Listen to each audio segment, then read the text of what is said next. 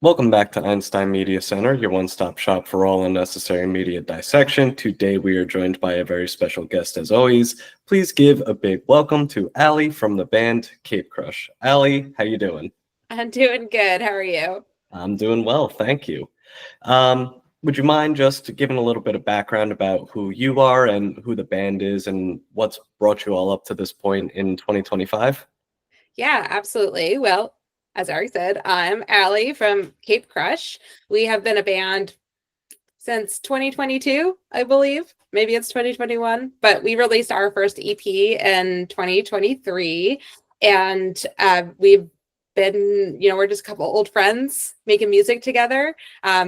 Love a lot of the same music, kind of got together based on that, and based on a real desire for me to put my what were acoustic folk songs into full band arrangements. So that's how Cape Crush got started, and that's really what's brought us up to this point. We've been having a blast. We have a full LP in the wings ready to go, and just released a single on Friday. That was a bit of a standalone kind of fun project. So happy to be here. So, you kind of covered a lot there that I want to dig into. So let's start with that new single. Came out. I'm really digging it. It was a really fun song. Can you said that's a bit of a standalone thing. Can you just speak about where the inspiration to that new single came from and maybe what is going to be similar or different for upcoming and future releases? Yeah, well, I always think it's such like a Herculean effort to release music out into the world. But we had a little bit of change in the band. In December, our drummer left the band for health related reasons. He has some chronic health issues that are making it really challenging for him to drum. So we added a new drummer into the mix, Mike, who's been doing great. And we kind of just had this desire to like get something done really, really quickly together. And I wrote this song after, gosh, really, when Propaganda announced that they were releasing a new album. I was like, I had this like realization that like they've been singing these really pointed critiques of capitalism and consumerism for like 30 years, and that things are just like as bad, if not worse, than ever. And how, as artists and activists, we show up all the time and we fight and we try to engage the system, and we're discontents in the sea of discontents. And it can be a little bit like hopeless, and I think as millennials too, like we are like a little bit burned out on the promises that were made to us about like doing the right things, about going to college and getting a degree and entering the workforce, and what like hard work would lead to. And it's frustrating to not see it pay off. It's frustrating to be paycheck to paycheck or to not be able to afford a home. And that's kind of like what inspired me to write this song. So it's like a reflection on like fighting the good fight over the years as much as one can as a citizen of this country. And yeah, I'm listening to Propaganda as a teenager, and then as a almost middle-aged person as well. So that's where the inspiration came from. So I guess we'll just dive into some deep topics there. You opened up the floodgates. So I don't know how long you've been necessarily releasing music or if you've been doing it prior to Cape Crush, but in the current landscape of like releasing music and with how closely the like art is tied to like the commodification of it, how do you approach trying to like keep true to your values of for lack of a better term, like not selling out, not giving into all the social media trends? How do you reconcile like putting out your art and staying true to your message and yourself? Yeah, it's a good question because it's kind of like a deal with the devil.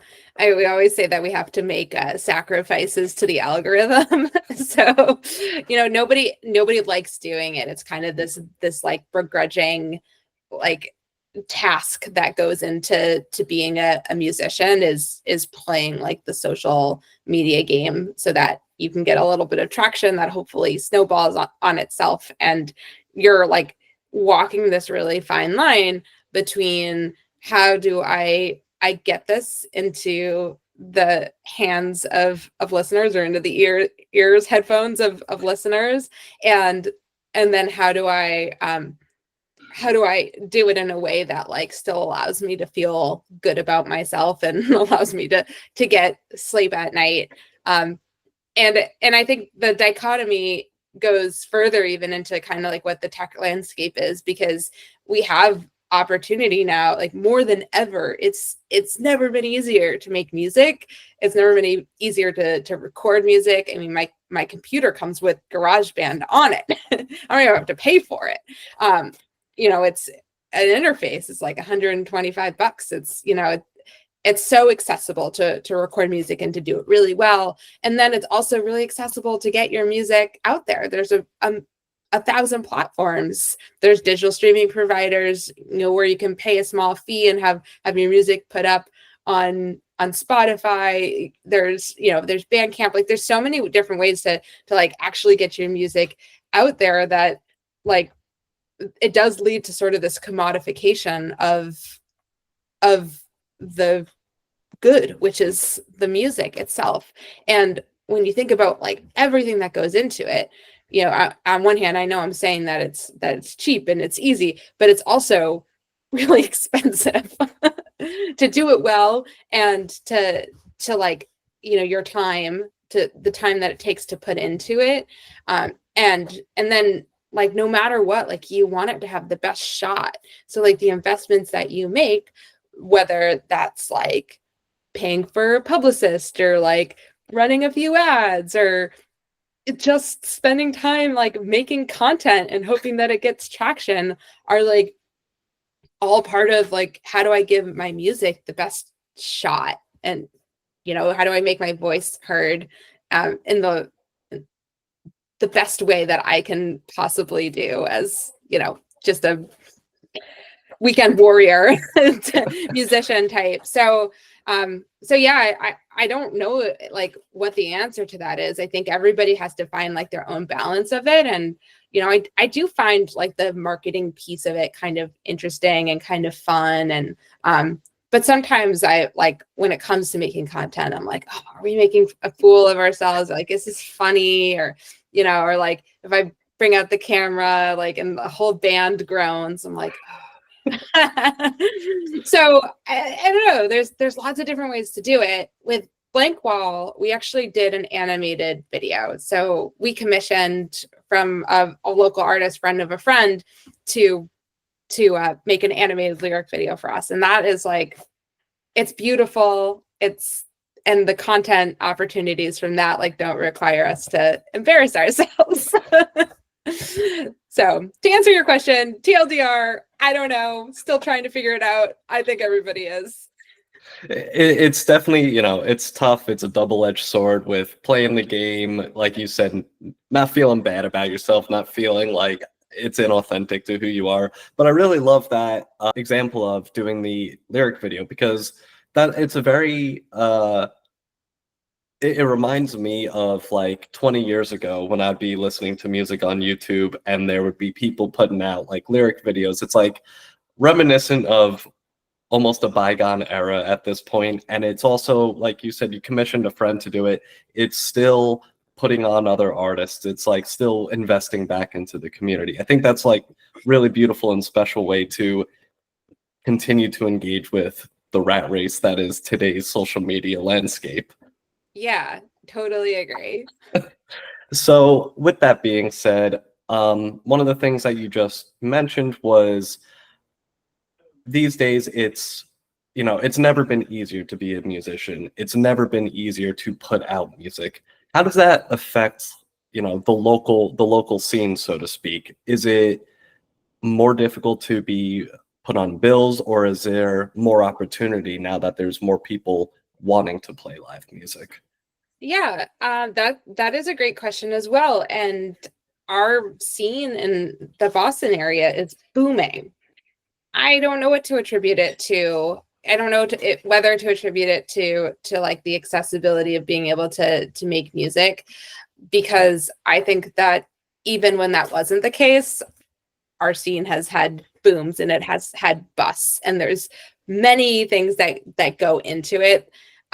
So yeah, like social media and like and access, like that might be part of it, but like there was a time where technology was much more friendly to local music scenes.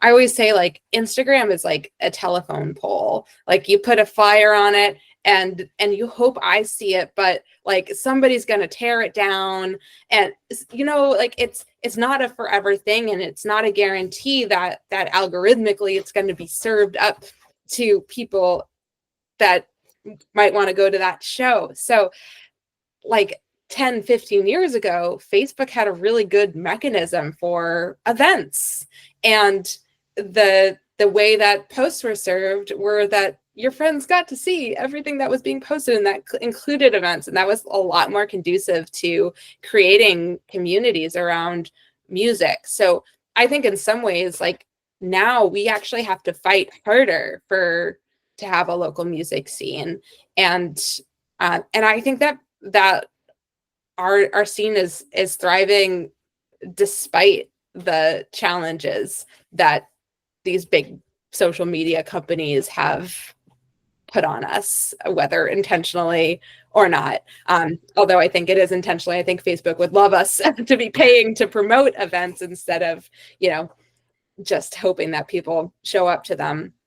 But it is still a good place to like to connect with potential fans, and it is still like a good avenue to post things. It's just harder to like form community when you're like up against the tide of an algorithm. So yeah, I think between that and then the other thing that I really think contributes to it is actually access of places to play and to be around each other. And I think when there are a lot of really good places to play in a city for small artists, then you'll see kind of that boom. Yeah, when it's tough to play a show. And so Boston has had issues where they've had crackdowns on basement shows, or you know, with a sort of like criminalization of youth. It's like there's not a lot of places to even go see an all ages show any longer. So when there are like venues who are kind of bucking that trend, and they're like, yeah, our shows are all ages, or like, you know, people turning a blind eye to basement shows, or like more festivals that can have all ages because they're not in alcohol centric places, or like a DIY venue opening up on the North Shore, like that kind of thing contributes to like a really healthy music community. And then just kind of the friendly, you know, rising tide lifts all boats. So supporting each other, pushing each other, you know, out in front of you, and then you have a great scene. Yeah, definitely. I don't know if it's just that I'm more in tune to it now, but I feel like in the last, I guess probably since post-COVID, I feel like there's been a real revitalization of an interest in like DIY venues and all ages shows, and a lot of those things that I feel like maybe weren't as popular throughout the entirety of the 2010s. Is that something you see as well? Yeah, I'm not sure. I'm not sure I watched it go away. So, but I do think that there is a commitment to it, and I have noticed a commitment to all ages music, and sort of like more access being made available, and the people who were always really passionate about it kind of putting their money where their mouth is, and making the space for it too. Nice, nice. So back to the music.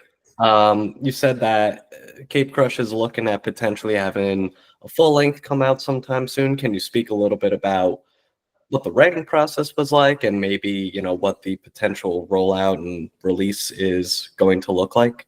Hmm. Yeah, I'm happy to. I can tell you as much as I can tell you. There is a lot kind of in the works still, but we went into the studio we started in May of 2024. So we've been sitting on the record for quite a while. Obviously, the songs are written much in advance of that, and that means that they are feeling very, very old to us, even though they're about to be very new to everyone else. But the writing process was really fun. There's a lot of variety on the album, which I'm excited about. We're kind of, you know, we're not known, or a small band, but I think we are known for more of these like power pop style, like chunky chord emo songs. And the album does have a little bit of like genre variety on it, which I think is going to be very interesting for people to hear, even like alt country and electronic vibes. And so there's a little bit of everything, but it is at its core, it's definitely an emo record. We recorded it with Zach Weeks at God City Studios here in Salem, Massachusetts. It's huge. It's very, very huge, very dense, a ton of like big guitars, big harmonies, and yeah, I'm so excited about it. So it'll come out probably in spring of 2026, which means we'll be releasing singles starting in January, I hope. Nice. So, with all these new sounds on the record, can you talk about some of the inspirations that guided you into that direction, or maybe, some artists or other pieces of art that maybe inspired you or that you could be pulling from? Yeah, sure. Oh my gosh. So much. I like always there's inspirations, and I listen to a ton of music, and it always makes me, sometimes I hear songs and I'm like, I just wonder how they did that. Or like I keep saying, and not that this is on the record, but for example, like Avril Lavigne's Skater Boy, they like change key for the chorus, and I keep thinking like, oh, I want to write a song like that. So there's always things that I hear in music that I'm like, how could I do a Cape Crush song that like changes key in the chorus or something like that. I also listen to like a ton of small bands like you. I listen to a ton of local music. And so those songs are, those bands are always really inspirational for me. But a lot of times when I start writing, I'm just like messing around on the guitar. I'm just like, I found a chord that I really like, or a voicing that I really like, and I'm figuring out how to piece it all together. So that's also really common for me. I'm trying to think about like some of the like music that I was like super inspired by when I was writing. And I don't know if I have a great story like the Propagandhi one. But I will say that I was very inspired by bands in our scene, like Shiver is one of them, Little Low, just so many that I could think of that like, really make me want to like write better songs. Nice. That's awesome. And I know this is something you had briefly mentioned a little bit ago, but I had read it in another interview that you had done. That first set of songs that were on your original EP, they were, like you said, originally written as folk songs.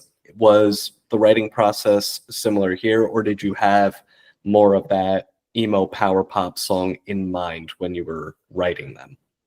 Yeah, definitely the latter. So these were definitely written with the idea of having a full band playing them. So certainly different in that way, and also not as old. Like the EP songs were like, I never thought like I never thought they would get the full band treatment, or I couldn't really envision how they would look with the full band treatment. But now that I understand that process a little bit better, I write thinking about what the band can do. It's an evolution though. I keep wanting to get better at it. Yeah, definitely. And now, is folk music something that you have experience writing with in the past? Is that like, I don't know, maybe where you have your roots in, so to speak? I wouldn't say that I have my roots in folk music, but I do think that I became a songwriter thinking about, well, let me put it this way. I am a singer first and foremost. And so any instrument that I've ever picked up to write a song on, it's been about how do I like accompany the song that I want to sing. So when I was in music school and I had access to pianos, it was a piano. And then when I was living on my own and I needed something like more portable, that's when then it became the guitar. So it was partially like, yes, I love folk music. I love indie folk music. I'm like a huge Sufjan Stevens, I think, is like my number one most streamed artist on Spotify or something. I'm not kidding. So I'm very inspired by folk music and indie folk music. Adrian Lenker, Sufjan Stevens, Bon Iver, Laura Bears, like, you know, all of these artists like are really important to me. Alex G, I don't know, he's not really a folk artist, but like, you know, like I'm all about a good song. And I think at its core, like a lot of that music it's just really good songwriting. So I love all like many types of music. And I think that everything I do is kind of rooted in punk. So I think more of my roots are in punk than they are in folk. But as a songwriter, you know, and picking up a guitar, like folk was like the first thing that I really thought to, you know, I wasn't interested in like just doing power chords. I wanted like the voice to sing. I wanted the guitar to sing too. Yeah, I kind of asked that question because I was wondering, you know, these songs were initially written as folk songs. They ended up being punk songs, essentially. I was wondering if you felt like there was a through line, whether it was like an ethos or something between folk and punk music. Is that something that you see? I do see that. Yeah, I absolutely. And I think that I think the two have always been connected, especially like through an ethos. Like they're countercultural. And folk has always been used as like a protest instrument, and so is punk. So they're like really tightly related in that way. They cross over each other too. Like, you know, like I think you see a lot of like folk punk, and like, I mean, I guess you don't see a lot of it now, but like when we think about like going back to Access, we were talking about Access, you know, I think another reason that I picked up the acoustic guitar or even really started songwriting was because I saw people making punk music with acoustic instruments. Like Eric Peterson of Mischief Brew, who was a huge fan of Mischief Brew. You know, Early Against Me has a sound too. It was, to me, it meant like I didn't need to learn gear. I didn't need to like have a place to practice. I could, you know, have a quiet instrument, acoustic instrument, and still be making music. So there's that access point, I guess, that between folk punk and folk as well, that kind of leads you in the same direction. And you know, it's funny. It's like you mentioned it, relatively low barrier for entry to make that kind of music, and yet it could still be some of the most impactful music out there. You know, I was talking with somebody else, and they said, singer songwriter, just a person with an acoustic guitar. If it's done right, it could be the most like compelling piece of music you've ever heard. Yeah. And I'd take that even a step further to say like the good song is not always complex. It rarely is complex. It rarely has that key change that I want to learn how to write, or like a meter change, or like it's rarely jumping all over the neck of the guitar. There's so many bands that I love, and I watch them like capo the neck of the guitar and just play everything like like cowboy chords, and I'm like, fuck yeah, like this song is so good. And they're not doing anything complicated. It's just a really good song. And that's what I want to get to when I write, is the really good song. Do you have like an example in your mind of like something that is maybe not incredibly complex, but to you it's like there's not a thing you would change about the song. It's like a perfect song. There's so many songs like that. Where do I even begin? Yeah, I'm trying to think about like a song that like maybe I've learned to play. You know what? How about New Slang by the Shins? That's a song that I like to play on the guitar, and it's so simple. It's a great song though. Such a great song, right? For me, this came out when I was not even in high school yet, I don't think. And I was in my phase of like, I don't like pop music, whatever. And to this day, it's still one of my favorite songs is Call Me Maybe by Carly Rae Jepsen. It's a Like good song. it, That it chorus? is, it's so perfect. It is a perfect song. Yeah. I'm often surprised, like when I go, and I did this a lot more like before I was in a band, but I used to love to learn covers, and I would go to like learn the song, and I'm like, oh, it's easy to play. So many of them are, because it's like it's simple, but it's good songwriting, and sometimes it's also like how it's arranged that makes it good too. Yeah. So when you're writing these songs for the new album, how are you reconciling, feeding the inner beast of yours of I want to make it a little more complex or try something new while staying true to the songwriting comes first. I need to just make sure the song is good. How are you reconciling those two? Yeah. Well, I think a lot of the reconciliation that I try to do is like within the form of the song. So I'm like, does it have a good chorus? Does it, can we sing along to the chorus? Are the lyrics relatable and recognizable? I like to kind of think about how it's structured. So, verse, chorus, verse, or whatever. But like, I think a good like pre-chorus is an element of the song that I really like to make sure is represented, because it tells us what's coming next. And then having it come back after a bridge can be really fun too, or like doing it a little bit differently. The bridge is a great way to kind of break things up as well. And then like once you have a good form, you can also mess with it a little bit too. You can say, all right, I'm just going to do one verse, or after the bridge it's going to go somewhere completely different. So like it's kind of like getting the form down. I would say. So I definitely like will write those different parts of the song, and then when it comes to melody, melody is like I think so important, because that's where it's going to be like really catchy, and singable. And I will sing like gibberish.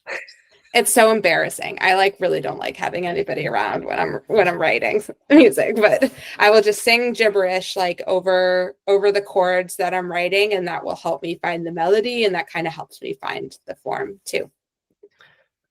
This is going to sound like such a stupid question, and I know there's like probably not a real answer to it. It's just something I can't grasp. Like I play guitar, I play piano. I know I can figure out like a chord progression that sounds good.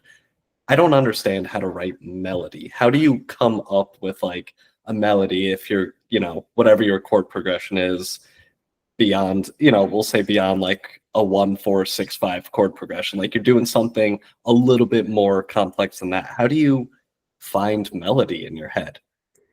I don't know. I think it's a gift. I feel like it's definitely one part like the universe, just like, I'm not like a spiritual person, but like I do sometimes think that like I've just been given like it's like here's the song, and like you just have to decode it and crack it open, and then it will be amazing.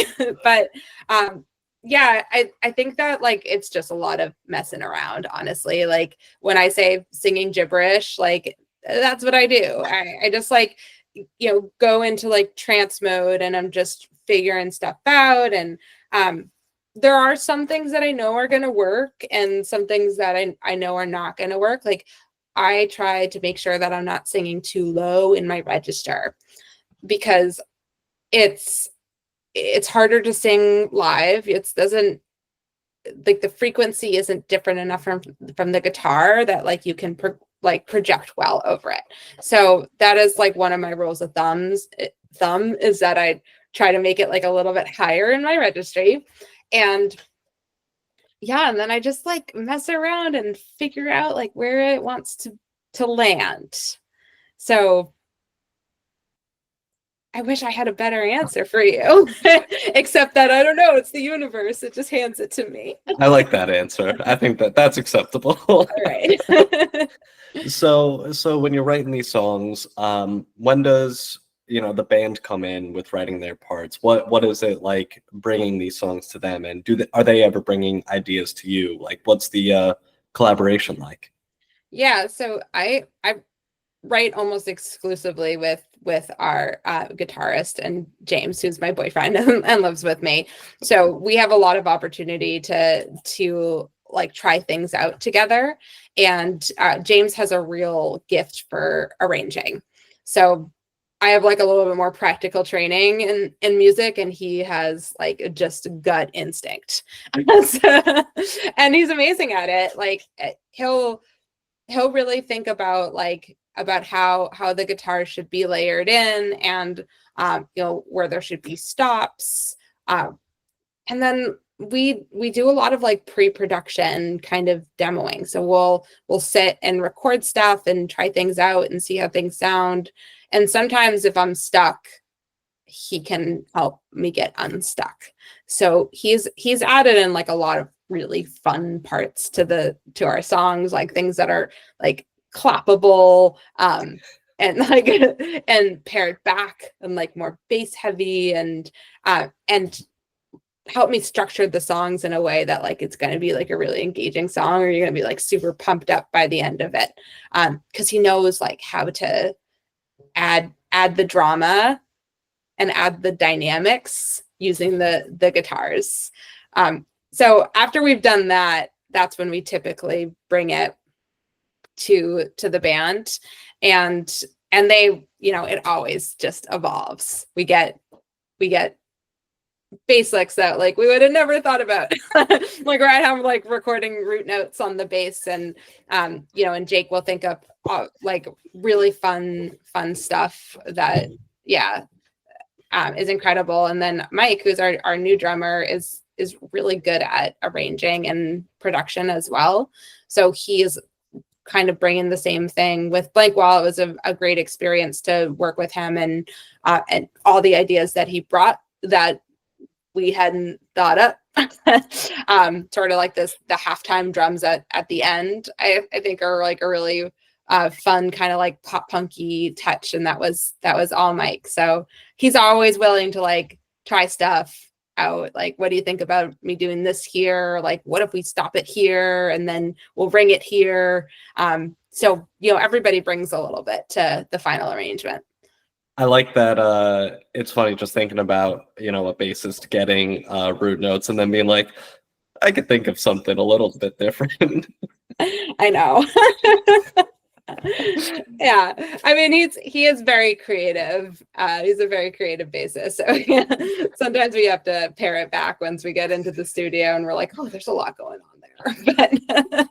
But you have these songs that have been written for quite some time now. It sounds like either somewhat recorded or mostly recorded or on your way there. Album's not coming out for a while. What's it like living in this space in between where you're not even at album rollout yet and you have all these songs already done? Are you playing any of them live? Do you get to give the fans a little bit of taste of what's coming up or anything like that? Yeah, so there's two pieces of this. One is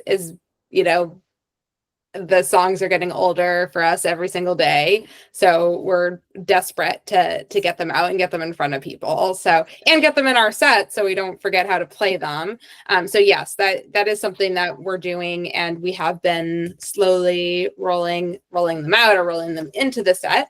which means that we have a lot of music to play now, and a lot of, we can make a lot of changes to the set as we go. So that's cool. And then there's this other piece where, you're kind of twiddling your thumbs and waiting, but really behind those scenes, there's like a lot that has to get done for an album to come out. So there's the artwork, so, the design of everything. And that includes like the branding, how you're going to, brand the album, and the promo pics of the band that are going to go along with the album, and talking about the press cycle, and if you're going to work with somebody, and then like you work with them on what the rollout looks like, and the press release, and what publications you're hoping to be featured in. So there's that piece of it, and then there's the like physical and digital release too. So are you going to work with a label, and if so, like what does that look like? And you have to like order stuff, merch and records and all that. So that's really where we're at, is like a lot of business behind the scenes. But I am very excited, and I hope that that people love the songs as much as we do, and we'll just try to keep it as fresh as possible, even though they are feeling old to us. Well, that's really exciting. It sounds like you have a lot to do in the meantime. Yeah, for sure. What did I call it? A Herculean effort? That's why.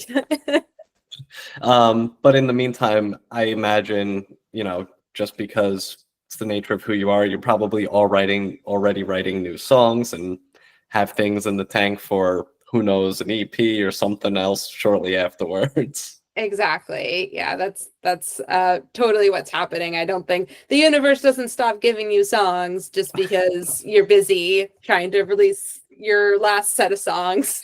So yeah, there's a lot of writing that's happening too, kind of organically, but I'm just letting it be organic, not like pushing it or trying to sit down and write a bunch of stuff right now, because we've got a ton of time probably before we hit the studio again.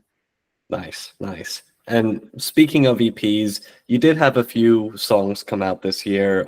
It was like a 3-way split with features from everybody. It was Good June and Impossible Dog, if I'm not mistaken. That's correct. Can you just talk a little bit about how that all came together, who these other bands are, and everything all there? Yeah, so they're friends, they're buds, and we really set out to release like a time capsule of Boston music in 2025. So, just similar enough, kind of different flavors of emo, as I would put it. Impossible Dog was like, we're not an emo band. And I'm like, you are like if Modest Mouse was an emo band. So they're and Good June, they're like, I like to say they're like Into It Over It worship core.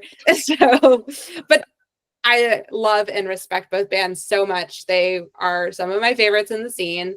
So we had this idea that we would create a 6-song EP, 2 songs from every band with vocal features on each song. And we recorded all of everything DIY. So we all like got our own instrumentals tracked. And then we went into the studio together on like a single day to get vocals done. So the like vocal production, all of that was like done together. We really like everybody sings on almost every song. There's a lot of singing going on, but it was so fun to like hang out and get to like workshop some of the production with one another. That was my favorite part of it. And then we took everything and we sent it to Nicholas Sarantino at Dead End Studios, who's like super, super talented. And he mixed it all. And then Pierce Johnson mastered it. And so it has a little bit of DIY roughness as well as some really amazing polish from them. They have their work cut out. And I think it's kind of magical. I love how it turned out. It's a really great set of songs. I really enjoyed it. One thing I was wondering, have you ever had a chance where all three groups got together and you're able to perform it all together live? Yeah, so we did that for our record release, which it was so fun. We all performed on each other's songs live, and we had a blast. Like, it was just like a big night of friends. We sold out the venue. We had a beer, so the venue is also a brewery, and they brewed like a special beer for us with like our album artwork wrapped around. That's awesome. Yeah, it was really cute. But it was fun. I would love to do it like once a year if we could, but everyone's so busy. It's hard to get together like that. Well, maybe, if you all end up on a bill together one magical night, you have to bust out all the songs. Yeah, 100%. I will say that we we have a tendency, like if we're at each other's shows, we have a tendency to perform together. So we'll like invite up a guest vocalist, or like, I'll jump up on stage with them and do the song or whatever. So opportunities to see us do it impromptu as well. I know you said for the album, you're probably not going to have any singles from the album come out until next year. Is there anything that the fans could look forward, down the pipeline through the rest of 2025 potentially? Yeah, I would say we've got a lot of really great gigs coming up. We're playing we're playing on Thursday in Connecticut at Cafe 9, which I'm excited about. I don't know if this will air by the time that happens, but it's a kind of legendary spot. So I'm excited to play there. And then we have a couple festivals that we're playing. So we'll be at Moon Over Salem, which is a festival in Salem, Massachusetts, where I live. And I also help organize it. And then we're at Fest in Gainesville as well, Nice. which I'm really excited about. This is our second year playing Fest, and it should be super fun. That's awesome. That must have been a great fest. How was it the first time you played? It was so fun. Yeah, I had the best time. I was really nervous. I was like so nervous about gear because we had to play with these digital amps, and I wasn't sure how it was going to sound, but and also traveling with gear is like a little bit stressful.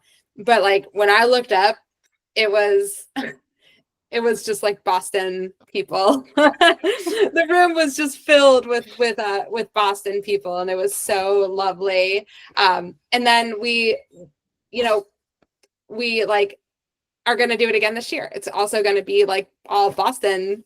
I hope, at least. There's like such a great showing of like Boston area bands at Fest again this year. So it's very fun for us to like be together in other places and like, show that like strong showing of the community. I think everyone like really enjoys that. So yeah, they'll be at our sets, we'll be at their sets. And as much as I love like meeting new people, which you definitely get to do, and like making new fans, it's also like just this terrific showing of our community, and that like really feeds my soul. That's really beautiful, honestly. That's really nice. Yeah, and then we should have a couple other shows coming up before the end of the year, like in the Boston area too. So they haven't been announced yet, but will be soon. Very cool. Very cool. So I really only have like two questions left, or one question left, and then something else. But before that, what kind of dog do you have? I have a mutt.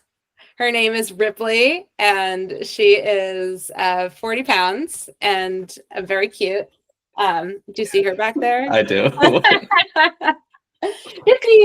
what you doing? Oh, she's so cute. Yeah, she guards the house. But really, my last question is, if I were to come up to the Boston area or the Salem area, I guess, before I leave, what would be the one type of food, or one restaurant, or one whatever it is I would have to go to, eat at, etc. Before I head out? Do you eat meat? Are you vegan, vegetarian? I'm a vegetarian, actually. Okay, cool. Me too. I was gonna say, well, like everybody eats the beef three ways, so like I feel like I have to say that because that's the North Shore food. But for those of us who don't partake, I would tell you to get a veggie dog at All Souls, which is a great local bar. It's actually where all the industry people drink, but they have an incredible hot dog menu with I mean, look it up. I'm not kidding. They have this one that I really like called the Tokyo dog that has like caramelized onions in like miso mayonnaise with sesame, and it's like the best thing I've ever had. But they also have your classics like your Chicago dogs. Um, and they have corn dogs as well. And the corn dogs are vegan. The dogs themselves are vegan, but you know, the toppings may or may not be. So I tell you to eat there. And then we also have a vegan restaurant called Not Your Mama's Cafe. And that's really good too. So that's where I'd send you. Honestly, probably the best recommendation I've gotten so far. I have like 12 more. The food here, we're really lucky. We've got some good spots. Nice. So that was really everything. Thank you for your time. With the last minute or so left, is there anything you'd like to shill to the audience ever so kindly? Oh my gosh. Yes, there are a lot of things I'd like to show. But first of all, I'd love to just shout out Moonbase One, which is an all ages venue here in Salem. I'm one of the co-founders and the treasurer of the organization. We're a 501c3 and we host all ages shows. So would love to shout that out. It's a great place to play if you're in a DIY band. And if you're in the Salem area, you can come check out a show on a Friday, Saturday, or Sunday afternoon. I'd also like to just shout out like Boston music in general, a bunch of bands. I actually have a list if you don't mind. Let's hear Okay.